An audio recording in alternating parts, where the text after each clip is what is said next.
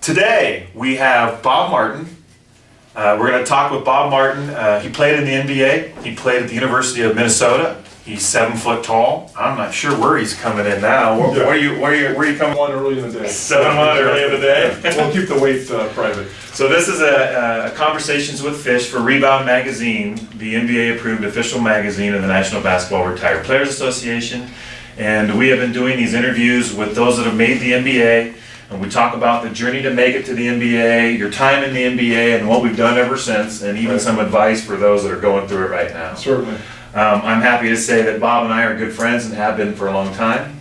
We both played for the Clippers back in the 94-95 season, and you were there the season before me. Yes, I was. And taking up space in the middle and doing a good job of that. Yeah, exactly. But I always like to dial back and talk about kind of what it was like growing up, family, you had brothers and sisters I know, you had parents who supported you, right. And so I'd like to start out with what it's like to grow up in Minnesota, and you can talk about your hometown, a little bit about that, that'd be great. Well, growing up in Apple Valley, Minnesota was a great part of my life. Went to high school, graduated from Apple Valley High School.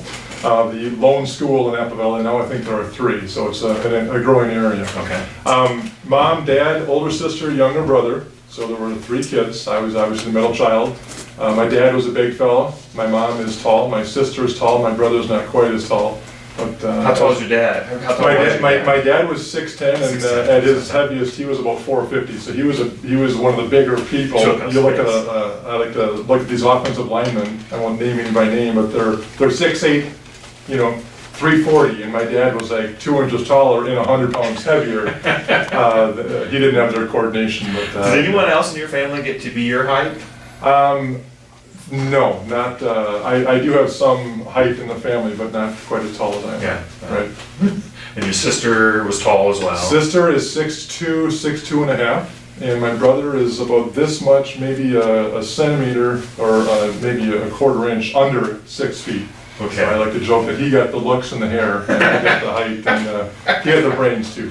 So did they bring some competitive nature out of you? I mean, how were they in your process in figuring out your way to playing basketball? Right, that's a great question. My dad played sports as a recreation growing up. My mom did not. My sister dabbled a little bit in basketball, got out of it. Me, as the second child, I kind of stumbled into it. I was at the bus stop in 6th grade, and somebody says, "Hey, do you play basketball? We need somebody to join our team because one of our people moved out of the area." So I said, "Well, I'll ask my parents if I can play." And this is at the bus stop? Yeah, this is at the bus stop. Exactly. A guy named Tim Flynn lived right down the road. So anyway, I asked my parents, and they said, "Well, sure." So I joined the team, and of course, I had 2 left feet for the first several years. I didn't know about traveling, dribbling. I thought I had to stay right by the basket. They told you had to stay right by the basket. They told me that, exactly. So my development was, I just kind of bumbled around. I got to 6th grade, and then for the next 3 years, I practiced, but barely, I never played in an actual game. And then, of course, I was 6 feet tall in 8th grade, 6'4" in 9th grade, 6'7" in 10th grade, and the basketball coach said, "We're going to try to put you on varsity," and I didn't play much as a freshman, even on the B team. "We're going to put you on varsity, play with the bigger kids, pushed around, sure. But you're tall, you're skinny." I was about 170 pounds. Ooh, really? Yeah, exactly. So that kind of accelerated my development as a basketball player, and as just kind of learning how to play the game and be a good teammate and have fun and work hard and all the things that sports, certainly basketball is a team sport, teach a person. Discipline, responsibility, working hard, enjoying the fruits of your labor as you have success individually improving and as a team winning games. And that pushed me into 2 or 3 years on the varsity after really not playing for the first 3 years of my basketball existence. And then there I started hearing from some college basketball teams about recruiting, and got a scholarship to play at the University of Minnesota, Big Ten. And were you recruited by a lot of different teams coming out? Heavily recruited, no. I visited Colorado at Boulder. for an on-campus visit. That was in the fall of '87. I visited Vanderbilt University, Okay. and then I visited the University of Minnesota, which is where I ended up going to school. And I always thought I kind of wanted to stay there. Friends, family could see me play. A home-cooked meal was half hour down the road. That's awesome. At the time, we could do 5 official visits, and I thought maybe I should visit Florida A&M and maybe Hawaii at Hilo or something like that. Get away from the snow. That didn't happen, but You went to Vandy though? I checked out Vanderbilt and Will Purdue and Scott Stroud, a couple of basketball names that people probably know, were my hosts. Okay. And C.M. Newton was I think he was the AD at the time. I can't remember who the coach, maybe he was the coach actually. I think C.M. Newton was the basketball coach, and I think he was promoted to AD. Okay. Who was Willie Burton? Was he one of your hosts or? In college. This is at Minnesota. At Minnesota, yeah. I visited the University of Minnesota. I played with Willie Burton for 2 years. Yeah. My first 2 years were his second 2 years. My actual host was 2 guys, Jim Schickenjansky, another 6'9" redhead. Yeah. And then a guy named Ken Zerker, who, you wouldn't know him. He was a point guard. Actually fell ill and passed away in his early 30s. Oh, really? Yeah. So these are your hosts? They were my hosts. Okay. They were my hosts and kind of showed me outside of meet the academic advisor, tour the campus, a little bit of nightlife. Let's go hang out. Let's go shoot pool, do whatever. And I was there for 2 days, 2 nights. Nice. And I had a good time. Got to know some the coaching staff better. And it's the typical path that any athlete that's recruited, you want to know about what's the academic life like. What's the campus like? Will I get lost? Right. Do I have friends that are going to go to school here? Right. What's my opportunity to play? And might the team have some success? Right. My first year was Clem Askin's 3rd year after a scandal. He came in. He came in, and my first year had minimal to do with me, minimal or nothing to do with me. Yeah. But he took a bunch of scrubs: Willie Burton, Jim Schickenjansky, Mario Green, Walter Bond, Kevin Lynch, Richard Coffey, Melvin Newbern, Connell Lewis. These guys worked their tails off, and that's how you get better. You work your tail off for 2 years. So their 3rd year was my first year, and we actually went to the Sweet 16 my first year, and my second year we went to the Final 8. We got edged 93-91 by Georgia Tech. The old Lethal Weapon 3. Brian Oliver, Kenny Anderson, and Dennis Scott. Okay, and they ousted you and went on to... Exactly. They went on to the Final Four, and I can't remember what happened after that, but 2 ACC officials and 1 neutral official. We were playing down at the Superdome in Louisiana. Oh, anyway, so it was close. Yeah, we had 12 follow shots. They had like 42 for the game. I was like, anyway. I understand that wasn't the best. I'm trying to forget about that memory. Yeah, but it's still there. Exactly. It's still there. I recall some of those rather vividly. But no, that was a great time of my life. Kind of learning the game and growing up with my humble beginnings, my family, and kind of getting outside of my little comfort zone. Here's my high school, and I went, within 10 miles of my house in high school. That was my whole life until I got to college. So that kind of opened my eyes to a lot more. And you got to travel. Did you guys travel anywhere while you were in Minnesota? Like we did. Hawaii? Did you guys do anything? Actually, we did. I had 2 opportunities to travel. After my freshman year, I think every 4 or 5 years you can take an overseas trip. Okay. So our overseas trip was to go to New Zealand and Australia. Really? And of course a little layover for a day and a half in Hawaii as well. Sweet. Or maybe it was only half a day, but we played 7 games, went down to Sydney and Melbourne in Australia, and then we took a flight over to Auckland, New Zealand, and played like 3 more games there. Wow. So a total of 7 games.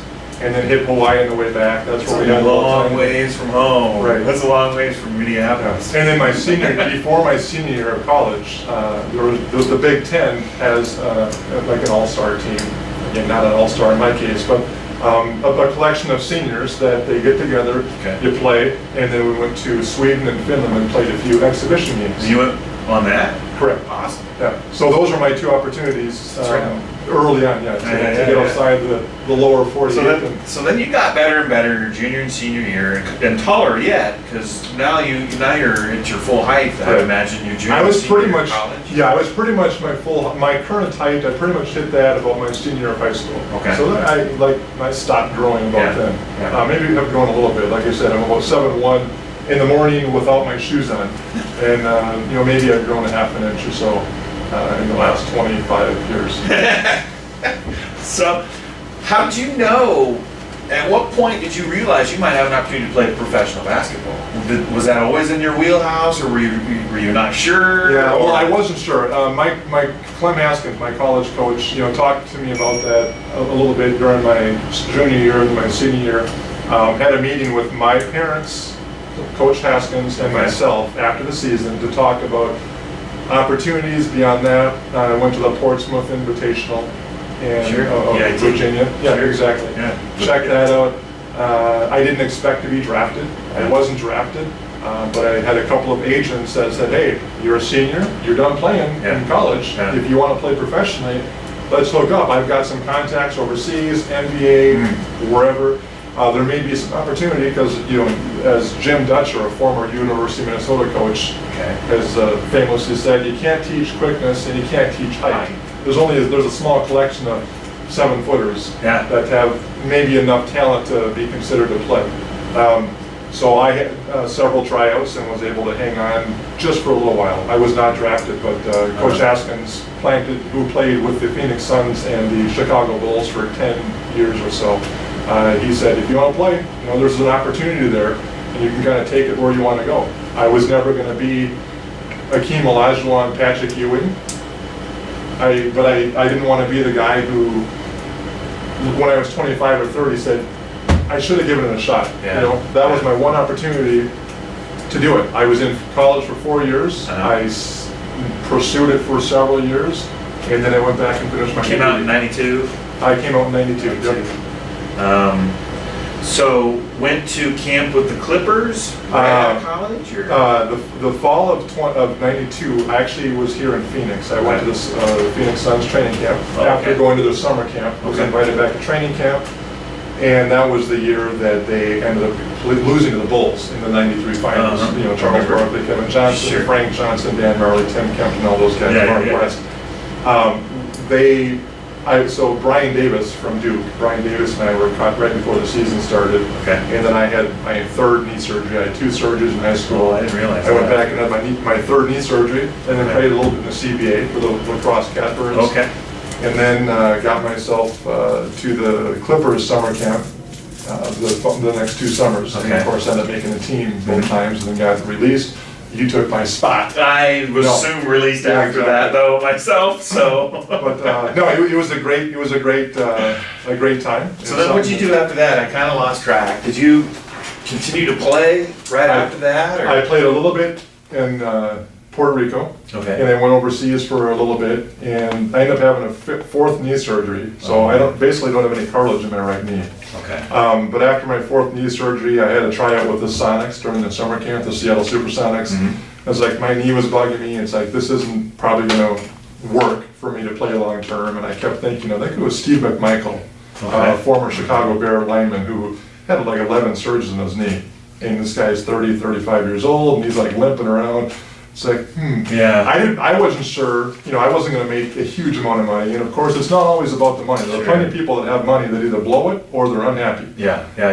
My parents raised me and us kids to have a good outlook on life. I think a positive attitude and whatnot. I believe you do.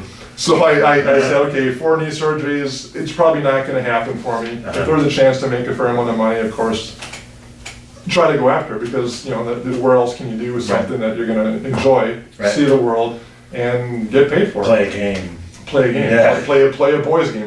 Play a boys game. So there was obviously no meeting even of me and anyone else. I told my agent, said, I'm done. I talked to my parents, talked to my agent, and with as minimal fanfare as there could be, it just kind of. So there was a big celebration when you decided that you're going to retire from professional basketball. Exactly. Well, actually not. But I had to put a game plan together. Here I am, 25, 26 years old. I hope to live until I'm 100 years old. So, okay, I've got a quarter of my life behind me, assuming I live to 100. What do I do? And I didn't have, even if you had enough money, which I didn't, you can't just not do anything. So I went back to school and finished up my Bachelor of Science degree at the University of Minnesota. I had like 38 credits left. I worked and went to school, and I've been working since I graduated December 12th, 1998. So working stiff, and I'm not complaining. It's Yeah. I think that's good. Well, It's sure. very fortunate. And I, tried to hang on as long as I could, so there's a fine line between. Yeah. I was lucky I didn't have 3 surgeries on my knee, so Yeah. one always says you can have the best money that, or best wheelchair money can buy. Right. Yeah, that's true. or be able to walk on your own, and, Right. and that's an interesting decision. Then sometimes you don't want to make the decision yourself; it's made for Right. you. Right. And that's really to me, that's very impressive that, now I know and now I'm moving on. Right. A lot of these people don't have a realistic approach. Right. It seems to me like that they just keep pushing it and it's not my fault, it's not their fault, it's, I don't know, but certainly the knee surgeries are a great excuse. Right. Yeah. It's like black and white. Yeah. There wasn't a whole lot of gray area. It's like I was hanging on for 4 seasons trying to collect the paycheck and hang out and all that kind of stuff. I want to find out a little bit about your time in the NBA. What was your experience like there? I mean, you had a chance to travel a little Right. bit. It's definitely different than the CBA. Right. Tell It's me, better, in fact. Yeah. I want to talk a little bit about your experience then, and then I want to talk about you hearkening back and telling some of the guys nowadays what to watch out for pitfalls Sure. and so forth. How was your run in the NBA? What did it feel like? Well, I believe I played 53 or 54 games between the 2 seasons, and the second season was essentially about a quarter or a third of one season.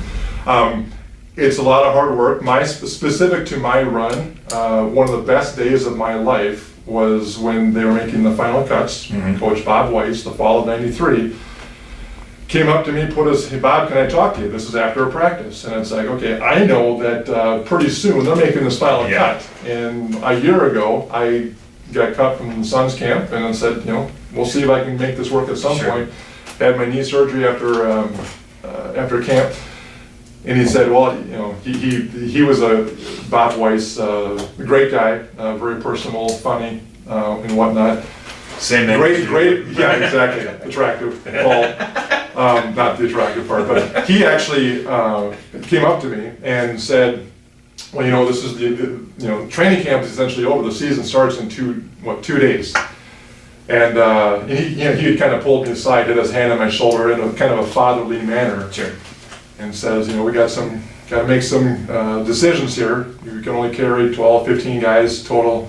We need to get rid of 3 guys. And I hate to tell you, but I just wanted to let you know that you made the team.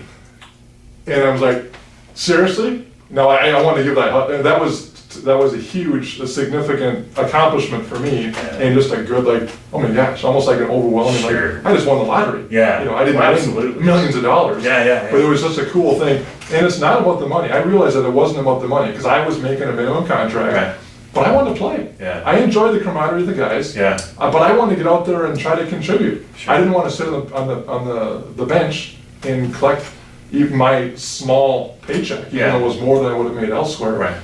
I wanted to get out there and compete. So my time in the NBA was defined by trying to work my rear end off so I could get a little more time, because I didn't, Non-guaranteed minimum, you have no idea what's up and coming. Exactly. You have to play through pain, you have to play through injuries, because otherwise you'll never see the court. Exactly. So it's, as you know, it's you got to work a little harder than the guys who have a 4-year, at the time, just say, $7 million contract. Right. Now it's 4 years, $70 million. 70 million. It seems like. Yeah. That's another conversation, but it was awesome. It was awesome to make the team, to travel around, to meet people, see different hotels. The lifestyle is not nearly as glamorous as you're going to test, as one might think. You're tired, you're taking late flights, the other charter flights, but I have a clock, and I want to sleep from this time to that time, and I'm capable of working, between just say 6 a.m. and 10 p.m. Right. But I need my sleep from 10 p.m. But traveling, it throws a person off and whatnot. But for sure.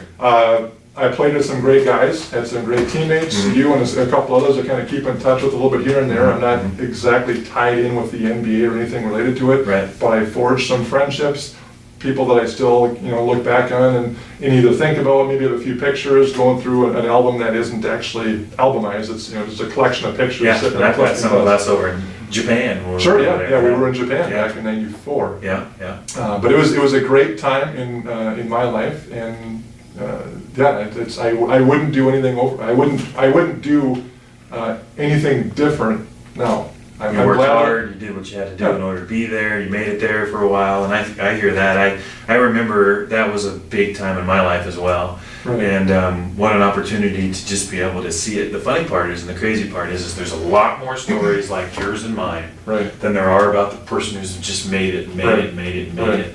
So let's go back to, I know you have some advice for those that are there now. And you know, it's such a small window of opportunity to play in the NBA. And some are smaller than others. And some is forced upon them, or some is just a decision that's made for them, or they can't change the way it's laid out there. So there is inevitably an end to playing professional basketball, even though we can play forever, in our own minds. But there's inevitably an end. And you know, what do these guys need to look out for? It sounds to me like you wised up early on and figured out something early 20s, you know, mid 20s, but you know, some of these guys, it could be cut tomorrow, it could be an injury away, you know, it's being done. So how do you tell them to prepare, and what are they gonna get ready, and you get ready for post? I know I was depressed when I could play no more, and it took me some time to come out of that depression. So how do you make sure someone prepares for that? What's your advice? Well, in no particular order, I thank my parents for having raised me and raised my sister and brother the way that we did. Grounded, work hard, money's not made on trees, you know, work, have chores, you get an allowance, whatever, but you know, if you're 5 or 15, you gotta contribute to the household. You do your homework, you pay attention in class, you do your best, you enjoy the family time. But when you get to the point where it's like, okay, like I mentioned earlier, my whole life was within 5 or 10 miles of my house and my high school. That's what it was. I didn't know friends. I didn't have friends at rival high schools. Occasionally my dad and I might go fishing somewhere 20 miles away. Getting to the point where if you're able to play in college, and in a sense better yet, able to play beyond college, staying grounded, I would say, is certainly something. Now, for the elite of the elite, the guys that get the big contracts, I'm not making a blanket statement saying all of them, but any of them could be, you know, their careers could end. And yeah, they've got money to fall back on, but that's gonna, you know, they can be depressed with their 20 or 50 or $100 million in the bank too. Or some people burn through it because they don't watch who they give access to their money. That's the way to deal with depression. Some people just spend money. Okay, I'm going to spend money, and they don't do it wisely. They don't set themselves up for later in life. Like, you know, there's so many different opportunities that can be made available now that I don't even think was available back then, like franchising opportunities and things like that.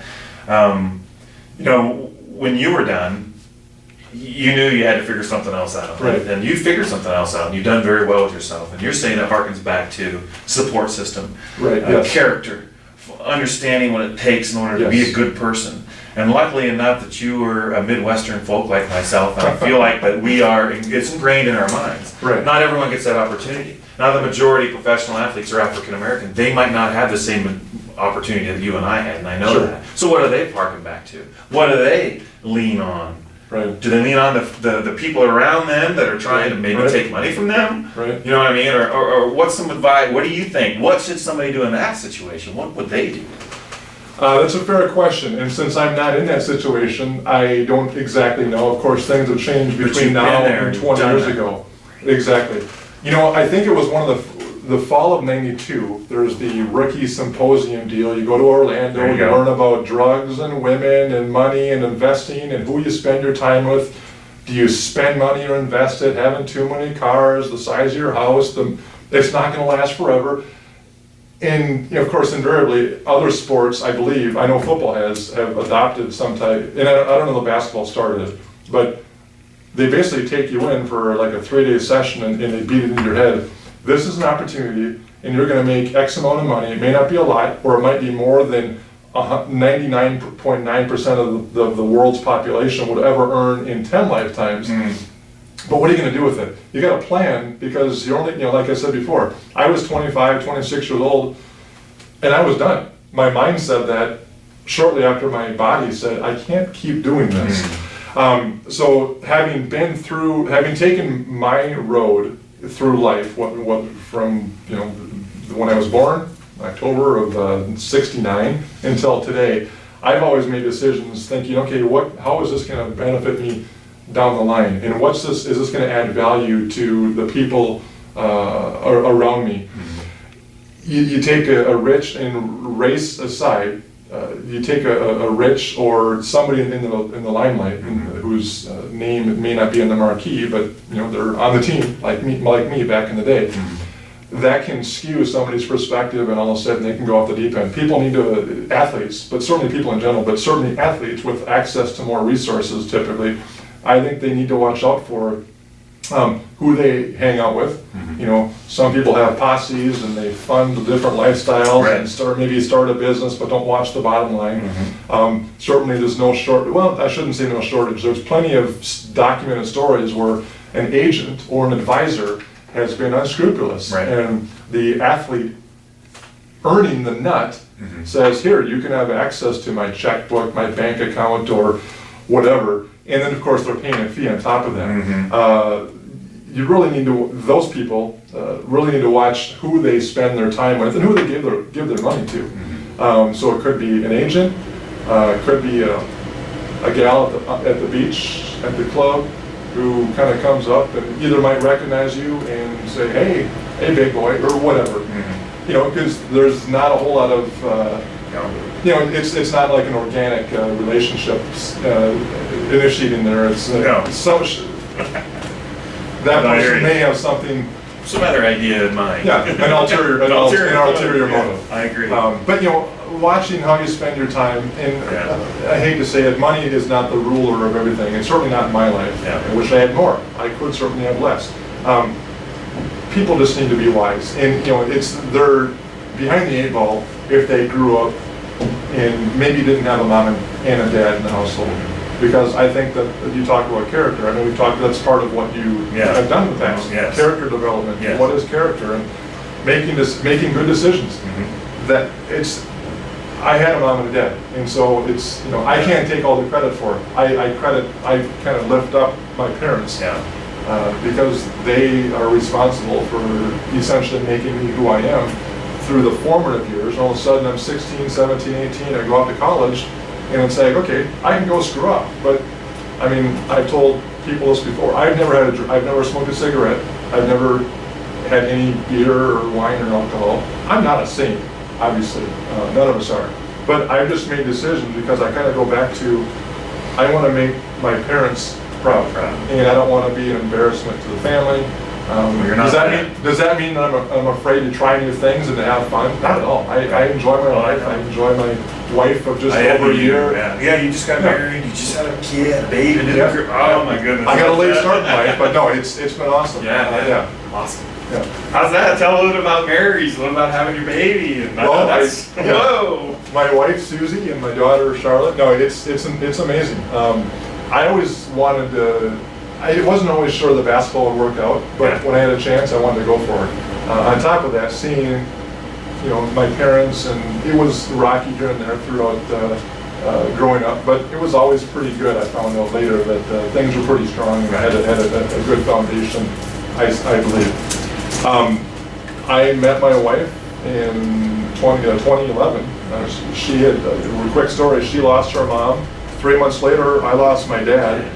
And 3 months later, she and I met at the gym. She saw me, then I just put a profile online. She ended up sending me a quick message. Over the course of 4 weeks of texting and calling, talking on the phone, we said, hey, let's meet. And fast forward 2.5 years now, here we are married. We moved down here, got married up in Sedona, October of 2012. It's about a year ago. We got a little baby, and things were awesome. So I wouldn't have foreseen that a couple years ago. I was down in the dumps, and we met, and the timing was just right. I think she's beautiful, and we've got this beautiful daughter. And I keep posting all these pictures on Facebook. You see and I see them. And what a proud dad. It's certainly a proud dad moment. Maybe I do it too much, but the bottom line is that that is my world. My wife and my daughter are. They're not accomplishments, but they're significant parts of my life that I'm so glad and so fortunate to have. And I kind of, much like back in the day with Bob Weiss, I want to pinch myself. Are you serious? I'm on the team? I kind of, it sounds corny, but it's like I've got this life, Yeah. And that's, that kind of helps guide me in making my decisions, because we got a plan for. And that's just always been you, Bob, and I've always appreciated that about you, is that you're grounded, and that you come from a place of grounded parents and family, and you understand the importance of life. So basketball, although outstanding, how much fun was doing that craziness, but you understand also circling back, and I think the advice that you threw out there is absolutely, people need to listen to it, and the kids don't understand that they think they can play forever they can't. Right. And they're gonna have to figure out that there's other things in life besides basketball. And I always try to get back to basketball because it gave so much to me. Right. What I'd like to talk about now is what you're doing now, and maybe push people to you, and you can provide services for other people that, I think that are outstanding from what I've understood. And I'd like to talk a little bit about how people can find you and do with what it is you're doing now, and how you can help them. Right. Well, first of all, I'm an insurance agent. I work for an independent agency selling property and casualty insurance. So what that means, car insurance, house insurance, renters, RVs, boats, things like that. Okay. I was in real estate for 10 years back in Minnesota. And then my wife and I made the decision that we're going to I proposed to her, we got engaged, and we put a plan in place to move down to Phoenix.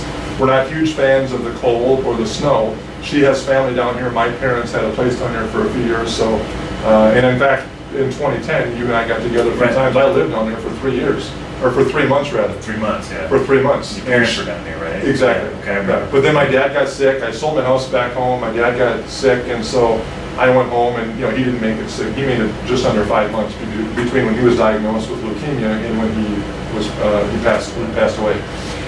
So I stayed back there for family reasons, and of course, doing that kind of led me to my now wife.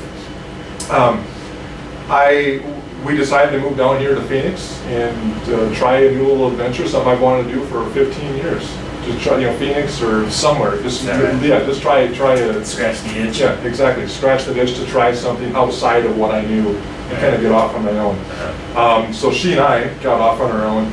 She's a school teacher, specific to me. I didn't know if real estate was going to be something that I wanted to do down here. I did enjoy it back there, but I thought, kind of sitting down and doing my kind of an odd time too. 2010, 11. It's tough. The economy was like the real estate market took one of these dips, and it's like, okay, when will it go back up? And it's anyway. So what made your decision? I made the decision to look into insurance, which I put on the back burner. I looked at insurance and real estate 12 years ago, and I got into real estate.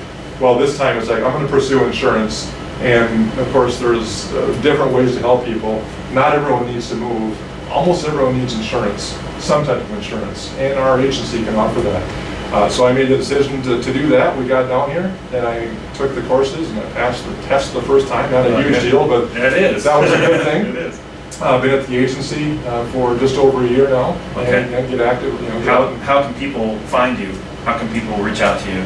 Well, when I got into real estate, I secured the domain name 7feet.com, the number 7, the word feet, as in 7 feet tall. .com. So that's a domain name, a website that I will always have. Now it's geared toward insurance at this point. People can email, contact, read a little bit, fill out a form. Or the number 7foot.com. The number 7, the word feet. Okay, feet. Yeah, so but feet. I believe I've got 7foot.com as well. The number 7, the word foot. But what you're using right now is that 7 feet. The number 7, FEET.com, and that's how they get all that goes to my, or of course, Bob Insures, as an insurance agent, I insure people. BobInsures.com is another of my domain names. And that's just a way to kind of direct people. I'm starting to do some things to kind of optimize search engine optimization. We talked about that a little bit to get people who don't know me, but they're looking for insurance in Phoenix or in Arizona, and how I can best reach out to them, get them directed to my site, and of course, get a call to action to have people contact me and say, hey, I want a free quote, or I need this, or might you be able to help? Let's talk for a few minutes. Sure. And that's what I do. Well, I certainly know that if someone sits down and has a conversation with you, they're going to feel like they've had a good, solid, intelligent conversation. Because you and I have had those for years and years, and it's just so good to see you again, Bob. And I can't thank you enough for all the advice and for all of the good friendship over the years. And I look forward to continuing our friendship and maybe doing some more of these outside things that you and your daughter and your wife do all the time. I see pictures on Facebook and you're on top of a mountain all the time and stuff like that. So, but again, this has been Bob Martin at Conversations with Fish, and one of the best guys to know. So reach out to Bob. He's a super guy. If you know anybody that might need some help out here in Phoenix, Arizona for insurance, he'll treat you right and he'll do it that way. So thanks for the time today. And Bob, hey, thanks for your time, and I appreciate it. Thank you, sir. Yeah, great to see you again. You bet.